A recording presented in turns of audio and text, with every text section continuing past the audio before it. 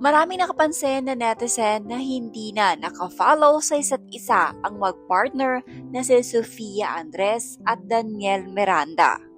Kaya naman ay hinala ng netizens tila hiwalay na ang mag-partner. Mas lalong lumakas ang duda ng publiko dahil sa magkasunod na cryptic post ni Sofia sa kanyang social media.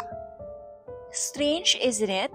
How can you weather every storm, bleed through every fight, only to be left in the silence after? Hard to tell when echoes don't answer back, only to realize some souls aren't meant to stay.